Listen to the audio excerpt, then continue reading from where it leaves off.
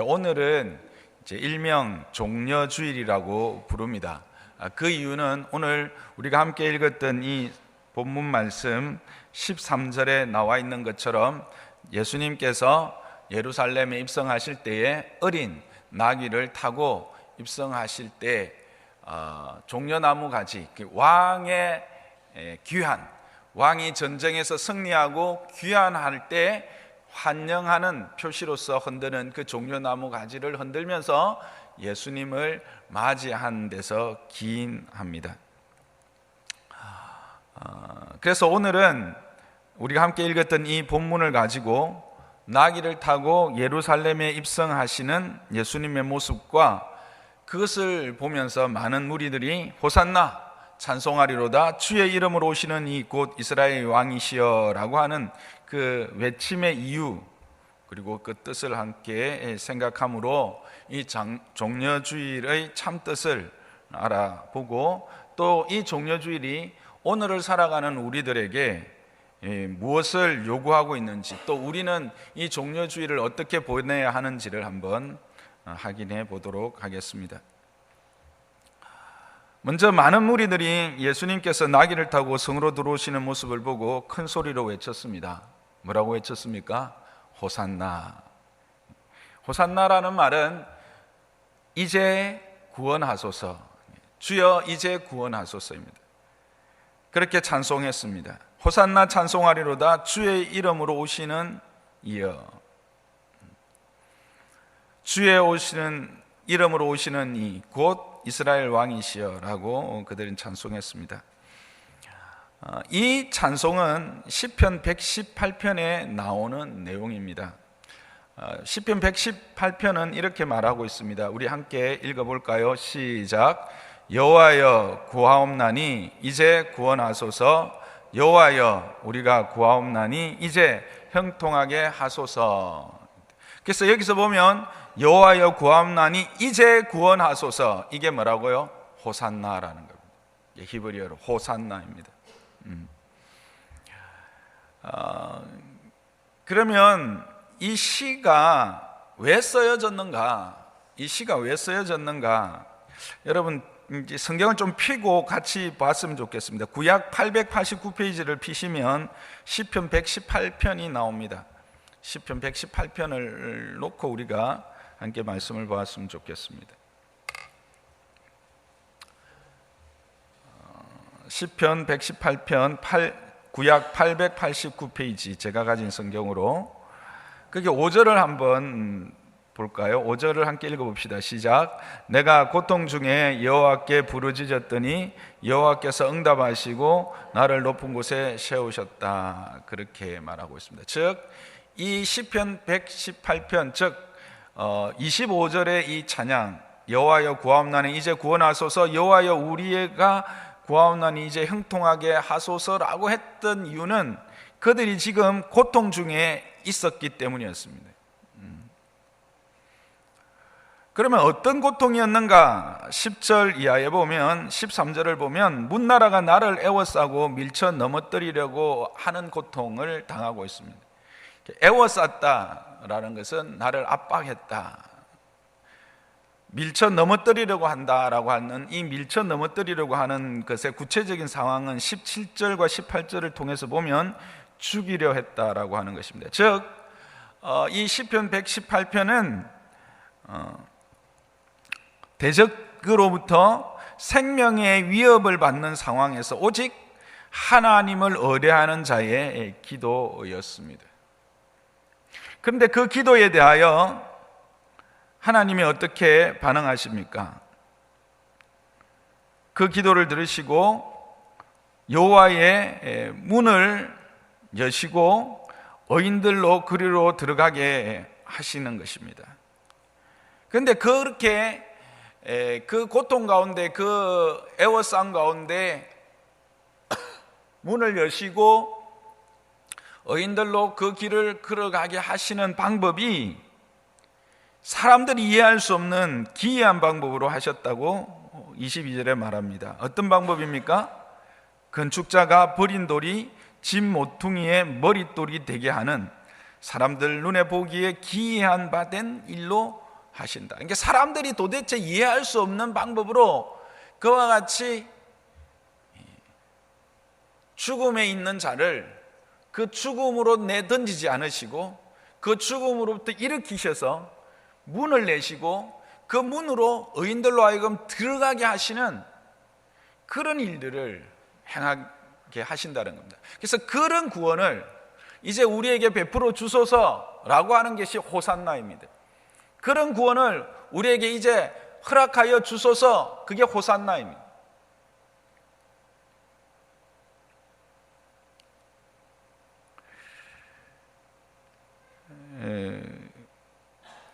따라서 오늘 본문에 나오는 많은 무리의 찬양, 호산나 찬송하리로다 주의 이름으로 오시는 이 곧 이스라엘 왕이시여 라고 하는 이 찬양은 예수님께서 지금 자신들을 애워싸고 죽음으로 몰고 가는 억압에서 구원해 달라고 하는 소망을 담은 환영의 찬양인 것입니다. 그래서 왕의 귀환, 이제 이 압박에서부터 우리를 해방시킬 왕이 왔다라고 하는 그 왕의 귀환의 환영의 의미로 종려나무 가지를 흔들고 있었던 것입니다. 또한 요한은 예수님께서 어린 나귀를 타고 입성하시는 모습에서 스가랴 9장 9절의 예언을 상기시켜 줍니다. 스가랴 9장 9절을 함께 볼까요? 화면을 봅시다. 시작.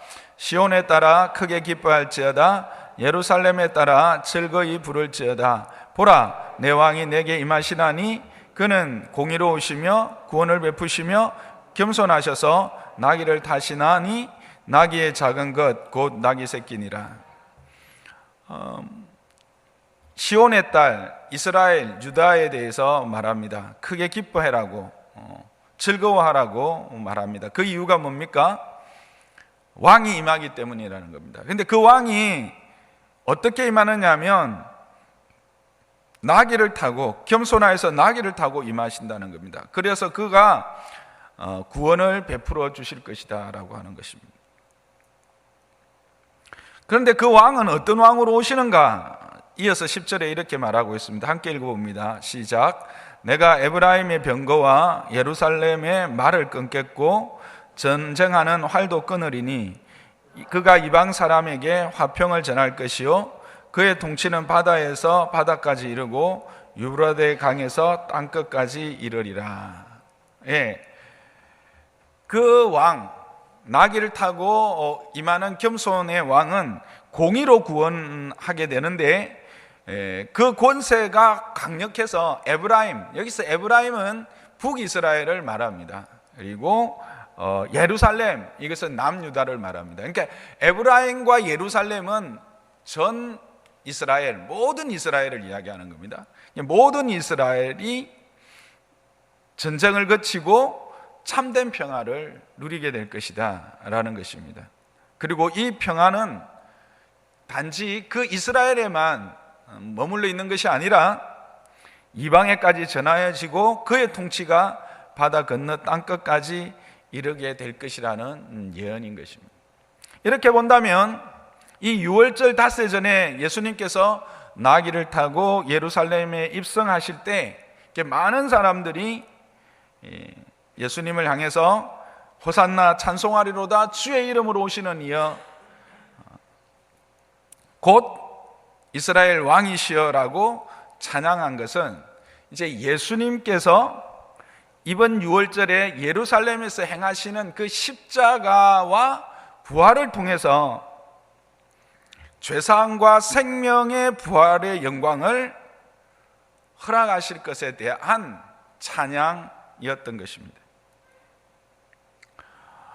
종려주일의 참된 의미는 뭔가? 바로 하나님께서 우리에게 행하실, 오늘을 살아가는 우리들은 하나님께서 이미 우리에게 행하신 그 십자가와 부활로 말미암는 그 구원의 문, 그 구원의 문이 열려 있음에 대한 감사요, 그 구원의 문으로 나를 들어가게 하셔서 그 생명이 내 생명 되게 하신 것에 대한 감사의 찬양을 드리는 것, 그것이 바로 오늘을 살아가는 우리들에게 종려주일의 의미가 될 것입니다. 그리고 이것은 한 걸음 더 나가서 이 그리스도로 말미암아 열려진 문, 이 구원의 완성인 다시 오실 예수님, 재림 예수님을 바라보는 소망 가운데 그 하나님을 소망하고 그 하나님의 재림을 기대하는 소망의 찬양을 드리는 삶, 그것 또한 이 종려주의를 맞이하는 우리의 자세여야 한다라는 것을 알 수 있습니다. 저는 장로산나 교회 모든 성도들이 이 종려주일에 이와 같은 찬양이 있는 자가 되기를 주님의 이름으로 축복합니다. 하나님의 구원, 그리스도로 말미암아 열려진 그 문에 이미 우리가 들어와 있다라고 하는 사실을 감사하고, 또 그리고 그로 말미암아 허락되어진 이 구원이 온전하고도 완전하게 완성되어질 예수 그리스도의 재림을 소망하면서 찬양하고, 그 소망의 찬양으로 하나님께 영광 돌리는 날들이 되기를 주님의 이름으로 축복합니다. 그런데 이 말씀을 묵상하면서 재미있는 사실, 그러면서도 중요한 사실 한 가지를 다시 깨닫게 되었습니다. 그것은 예수님께서 예루살렘에 입성하실 때 그곳에 있던 어떤 누구도 예수님께서 십자가를 통하여 그들이 말했던 그 구원, 그들이 소망했던 그 구원의 문을 여실 것이라는 사실을 몰랐다라는 사실입니다. 먼저 무리들을 볼까요? 그들이 예수님을 환영하고 호산나 찬양하며 이스라엘 왕이라 외칠 때 이런 사실을 분명히 알고 있었을까요? 아닙니다. 그들이 예수님을 향하여 종려나무를 흔들고 환영한 이유는 따로 있었습니다. 요한복음 12장 우리가 본 17절 18절을 함께 봅니다. 요한복음 12장 17절 18절입니다. 함께 봅니다. 시작. 나사로를 무덤에서 불러내어 죽은 자 가운데서 살리실 때에 함께 있던 무리가 정언한지라. 이에 무리가 예수를 맞음은 이 표적 행하심을 들었음이러라. 자, 많은 무리들이 예수님께 나와서 환영했던 이유가 뭐라고 말하고 있습니까? 예수님이 자신들의 진정한 구주로서 평화의 왕으로서 오셔서 그 십자가로 말미암아 죄를 사하시고 부활을 통해서 영원한 생명을 주실 것에 대한 기대였습니까? 아니었습니다. 그들의 기대는 나사로를 살리신 그 능력입니다. 나사로를 살리시는 그 능력. 즉 생각해 보세요. 죽은 사람을 계속 살릴 수 있다. 말씀 하나로 나사로야 나와라 이렇게 함으로 죽었던 나사로가 나왔던 것처럼 이름만 부르면 사람들이 벌떡벌떡 일어나서 살아난다. 그러면 전쟁하면 어떤 일이 생길까요? 그럼 백전백승이죠. 로마 무서울 거 없죠. 왜? 죽으면 다시 이름만 부르면 살아나니까.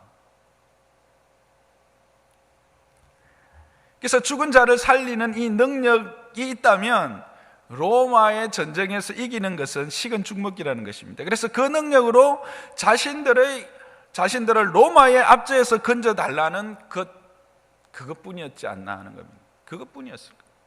그들은 이 예수님의 십자가와 이 부활에 대하여 전혀 기대도 없었고 그것을 깨닫지 못했습니다. 그것을 알 수 있는 증거가 뭡니까? 우리가 잘 아는 것처럼 이 무리들이 일주일 후가 되면, 아니 4일이 지나고 나면 어떤 무리들로 바뀝니까? 예수님을 십자가에 못 박으라고 하는 군중으로 변화되어져 버립니다. 결국 이들의 이 환영은 예수님의 이 참된 사역에 대한 이해에서 비롯된 것이 아니고 그 기대에서 비롯된 것이 아니었습니다. 또 이렇게 예수님을 열렬히 환영하는 무리들을 멀찍이 떨어져서 보던 사람들이 있었습니다. 누구였을까요? 오늘 보니까 바리새인들이었습니다. 그리고 앞에 보면 대제사장들의 무리였습니다. 그들은 이 예수님이 이와 같이 나귀를 타고 오시는 이유가 십자가에서 죽으시는, 즉 버린 돌과 같이, 사람들에게 버린 돌과 같이 그렇게 내팽개친 예수님을 다시 하나님이 건지셔서 머릿돌로, 주춧돌로 삼으시는 그 기이한 방법을 통하여 구원을 이루실 것을 알았을까요? 아니요, 몰랐습니다. 그들이 예수님을 주목하고 있었던 이유는 10절과 11절에 나옵니다. 함께 읽어보겠습니다. 시작. 대제사장들이 나사로까지 죽이려고 모이하니 나사로 때문에 많은 유대인이 가서 예수를 믿음이르라. 사람들이 어떻게 하느냐 보고 사람들의 눈을 피해서 예수님도 죽이고 나사로까지 죽이려고 하는 것이 그들의 마음이었습니다. 아니, 어쩌면 그들에게 이 나귀를 타고 입성하는 모습을 통해서 스가랴의 말씀이 생각났을 수도 있을 것입니다. 그러나 그것을 그들은 인정하고 싶지 않은 것입니다. 왜? 지금 예수님의 모습은 그들이 생각하는 그들의 기준에 합당한 메시아가 아니었기 때문에 그렇습니다. 그들이 생각하는 메시아의 기준에 들어오지 않았기 때문에 그렇습니다. 그들이 기대하는 메시아의 상이 아니었기 때문에 그렇습니다. 마지막으로 제자들을 봅시다. 16절입니다. 함께 읽어봅시다. 시작. 제자들은 처음에 이 일을 깨닫지 못하였다가 예수께서 영광을 얻으신 후에야 이것이 예수께 대하여 기록된 것임과 사람들이 예수께 이같이 한 것임을 생각났더라. 제자들은 알았다고 합니까? 몰랐다고 합니까? 제자들도 몰랐다고 합니다. 3년을 예수님을 따라 가르침을 받았던 그들도 그 자리에서는 그 이유를 몰랐습니다. 예수님께서 영광을 받으신 후, 즉 부활하시고 난 이후에 알게 된 것입니다. 성령이 깨닫게 하셔서 알게 된 것입니다. 그런데 되어진 일은 어떤 일입니까? 되어진 일은 무엇입니까? 스가랴를 통하여 예언하신 것을 이루셨습니다. 비록 참 뜻은 깨달지는 못했지만 예수님께서 구원하고자 하는 그 백성으로 말미암아 그 백성들을 통하여 왕의 환영을 받으셨습니다. 찬양을 받으셨습니다. 그가 백성들의 왕으로 입성하는 것을 분명히 보여주십니다. 그리고 그 환영 가운데 입성하십니다. 하나님에 의한 회복에 대한 기대를 담은 찬양으로 하나님께 영광을 돌리고 있는 현장을 우리에게 보여줍니다. 이렇게 보면 한 가지 더 생각이 미치는 것이 있었습니다. 그것은 무엇이냐면 예수님께서 나사로가 병들었을 때 하셨던 말씀입니다. 요한복음 11장 3절에서 4절입니다. 화면을 보시고 함께 읽어봅시다. 시작. 이에 그 누이들이 예수께 사람을 보내어 이르되 주여 보시옵소서 사랑하시는 자가 병들었나이다 하니 예수께서 들으시고 이르시되 이 병은 죽을 병이 아니라 하나님의 영광을 위함이요 하나님의 아들이 이로 말미암아 영광을 받게 하려 함이라 하시더라. 여러분 소름이 돋지 않습니까? 저는 이것을 깨닫는, 이것을 생각하는 순간에 저는 정말 소름이 약간 돋았습니다. 그 많은 무리들을 통해서 하나님의 계획하심을 이루어내시는 그것들이 그리스도의 그 계획 안에, 하나님의 그 계획 안에 미리 예정되어져 있고 그 예정에 따라 지금 진행되어지고 있었다는 겁니다. 만일 나사로를 살리는 그 일이 없었다면 예수님이 나귀를 타고 예루살렘에 입성하는 일에 사람들이 이렇게 흥분하며 반응했을까 하는 것입니다. 여러분, 사람이 어린 나귀를 타고 다니는 것이 그 당시에 특별한 것이었을까요? 아닙니다. 나귀는 원래 짐을 싣는 동물이긴 했지만 짐을 싣지 않을 때는 많은 사람들도 그냥 나귀를 타고 그렇게 다녔습니다. 그리고 그날도 예수님 외에도 어쩌면 많은 사람들이 그냥 나귀에 앉아서 그 예루살렘 성으로 입성했을 것이라는 겁니다. 그런데 왜 그들이 이 갈릴리에서 온 이 어부에게 그렇게 열광하고 그를 향하여 호산나라고 찬양하고 그렇게 하나님께 영광을 돌리고 구원에 대한 소망을 예수님께 표했을까요? 그것은 바로 우리가 앞에서 읽어본 대로 나사로를 살리신 일 때문에 그들이 그 예수님으로 말미암아 예수님에게 그와 같은 능력을 기대하고 그 능력으로 자신들이 원하는 이 해방, 이 자유를 얻고 싶었던 소망 때문이었습니다.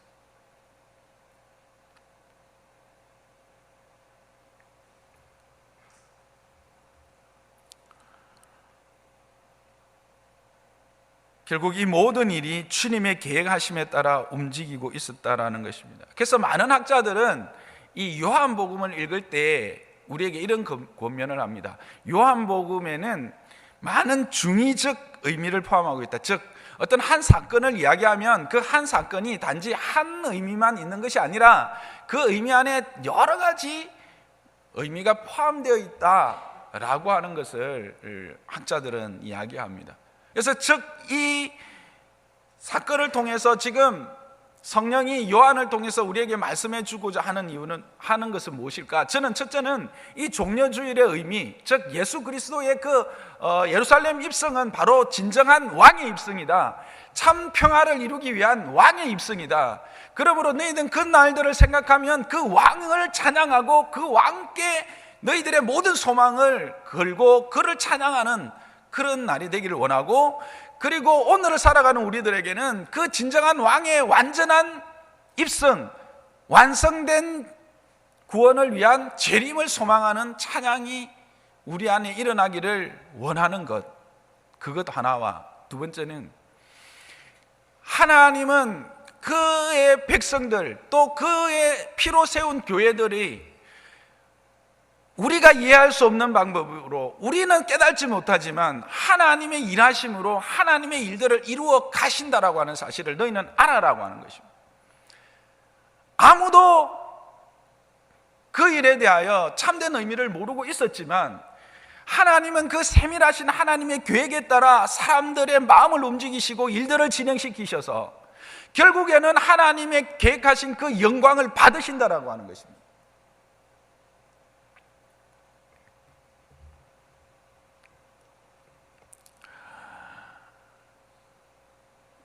뿐만 아니라 하나님은 대적자들로부터 볼지어다 너희 하는 일이 쓸데없다, 보라 세상이 그를 따르는도다 하는 이 항복 선언도 받아내시는 모습을 보여주고 계십니다.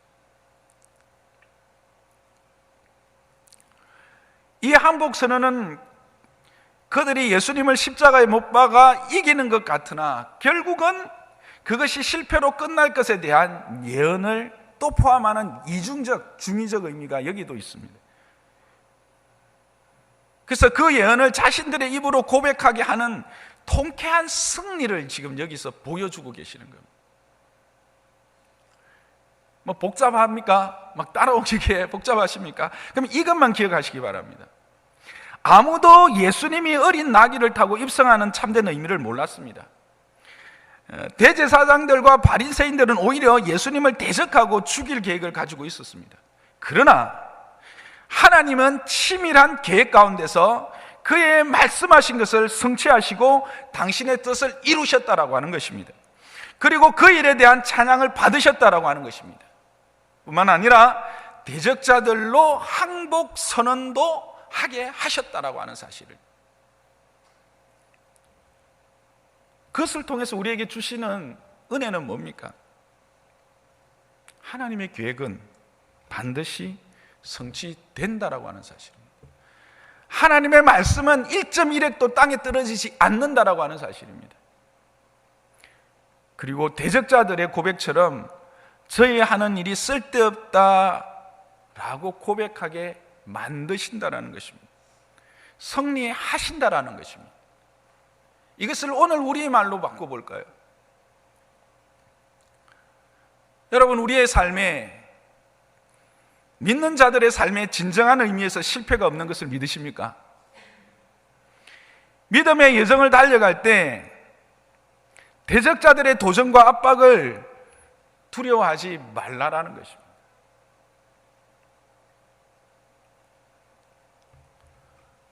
그렇습니다. 여러분, 저와 여러분에게 실패는 없습니다.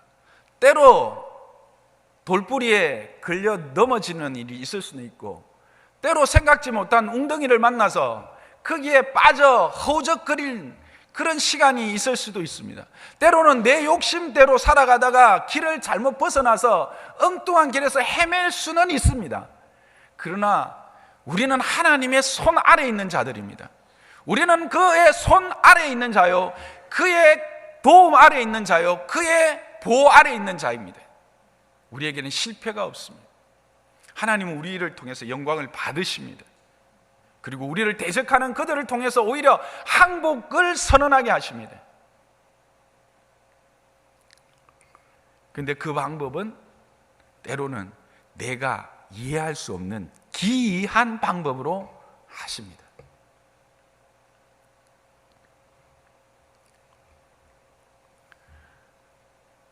그렇다면 지금 우리의 할 일은 무엇인가?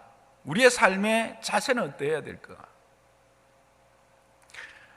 앞에 우리가 그 도입 찬양으로 불렀던 가사가 오늘 참 설교와 너무 많은 그 맥을 같이 하는데요. 내가 가는 길이 내 다 알지 못하지만, 그러나 보여지는 짧은 길이라고 생각했는데 그 길을 그냥 뚜벅뚜벅 걸어갔더니 거기에 하나님의 영광이 있더라는 겁니다. 그 길을 걸어가는 것이 우리의 삶이라는 것이죠. 이것을 우리가 지금까지 함께 살펴보았던 말씀으로 생각해 보면 매일매일의 우리의 삶이 거룩한 산제물로 하나님 앞에 드려지는 것입니다. 내 삶의 자리에서 내가 번제로 참된 충성을 하는 것입니다. 소제로 내게 주신 은사를 따라 섬기고 기쁨으로 섬기는 것입니다. 화목해 하는 자로 하나님과 사람을 화목해 하고 사람과 사람 사이에서 화목해 하는 자로 서는 것입니다. 나로 말미암아 흘러가게 해야 될 형통함, 축복이 내 죄로 말미암아 그렇게 흘러가지 못할 것을 늘 생각하면서 나를 하나님 앞에 늘 정결하게 세우는 것입니다. 속건제적 삶, 책임지는 삶을 살아가는 것입니다. 목사는 목사로, 직장인은 직장인으로, 권사는 권사로, 집사는 집사로, 공무원은 공무원으로, 학생은 학생으로, 주부는 주부로 자기의 삶 그 자리에서 그렇게 산 제물로 살아가는 것입니다. 성령이 우리 안에서 말씀하십니다. 믿음의 사람 안에는 다 성령이 있습니다. 성령이 우리에게서 감동을 주십니다. 능력을 주십니다. 우리를 확신케 하십니다. 그러면 그 확신을 따라서 우리는 순종하는 것입니다. 그러면 우리의 믿음은 역사하는 능력이 나타나는 것입니다. 그러면 우리 안에는 이 수고의 사랑이 흘러가게 되어 있는 것입니다. 그렇게 되면 우리의 삶의 어떠한 환경 가운데서도 인내로 이루는 소망을 바라보고 그 소망을 이루어내는 것입니다. 그럴 때 이 땅이 소동하게 되는 것입니다. 그럴 때 이 땅이 그리스도로 말미암아 하나님을 영화롭게 하게 되는 것입니다. 그럴 때 이 땅이 나로 말미암아 하나님을 보게 되는 것입니다. 그것이 오늘을 살아가는 이 종려주일에 우리의 삶의 자세, 우리가 살아가야 될 삶의 모습, 우리가 살아내야 될 삶의 모습인 것입니다.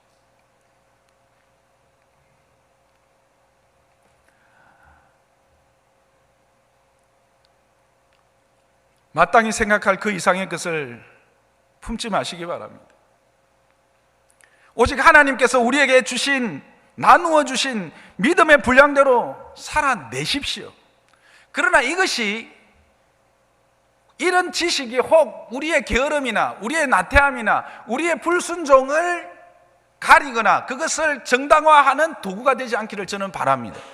무슨 말이냐면 성령께서 우리에게 이런 일을 요구하고 계시는데 내 스스로가 그래 나는 믿음의 분량이 이것밖에 안 되라고 성령이 말씀하시는 것 순종하지 않고 그냥 자기를 방어하기 위한 수단으로 이 말씀을 받지 않기를 원한다는 겁니다.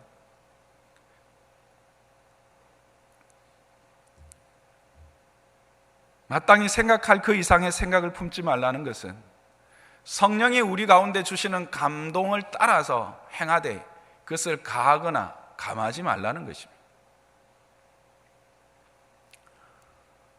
그렇게 순종하면 주님이 이루십니다. 주님이 영광을 받으십니다. 우리의 그 순종으로 하나님을 대적하는 자들의 모든 시도가 쓸데없는 것이 됩니다. 우리는 지금 세상이 우리에 대하여 또 이런저런 도전들에 대하여 어떻게 할까? 무엇을 할까? 뭐 어떤 운동을 벌려볼까? 이런저런 일들을 합니다. 말을 합니다. 그러나 그것이 아닙니다. 내가 말씀 앞에서 산 제물로 오늘 하루를, 이 한 주를, 이 한 달을 살아내는 것입니다. 그러면 하나님이 이루십니다.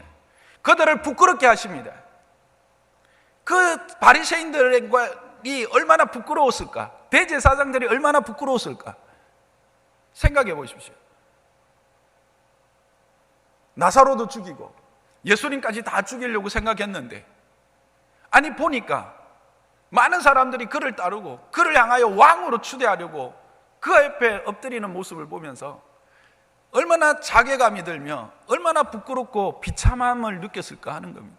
근데 그걸 누가 하셨어요? 사람이 했나요? 제자들이 열심히 했나요? 아닙니다. 하나님이 하셨습니다. 동일합니다. 오늘도 하나님이 하십니다. 무엇을 통해서요? 내가 내 삶의 이유, 내가 살아가는 이유, 내가 이 일을 해야 하는 이유, 내가 이렇게 순종해야 되는 이유를 다 알지 못하지만 하나님이 내게 성령을 통해서 주시는 그 감동을 따라서 순종한 때, 그리고 그 자리를 지켜내었을 때 그것을 통해서 하나님이 하신다라는 것입니다. 하나님이 영광 받으십니다. 우리를 영화롭게 하십니다.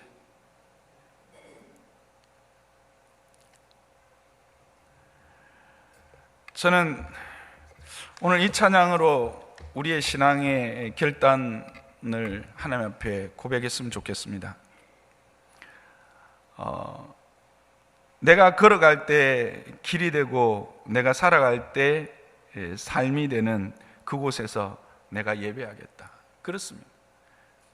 역사라는 것은 만들어진 것이 아닙니다. 역사는 만들어가는 것입니다. 장로호산나 교회 역사는 지금 우리가 만들어가고 있는 것입니다. 지금 우리가 장로호산나 교회 앞에서 어떻게 서느냐가 이후에 장로호산나 교회의 역사가 되는 것입니다. 그때 역사를 다시 만들 수는 없습니다. 내가 오늘 주님 앞에서 어떤 순전한 마음으로, 기쁜 마음으로, 즐거운 마음으로 헌신하며 감사하는 마음으로 하나가 되기 위하여 내 삶을 드리는가, 그것이 결국 역사가 되는 것입니다. 그리고 그것이 우리를 영화롭게 하는 것입니다.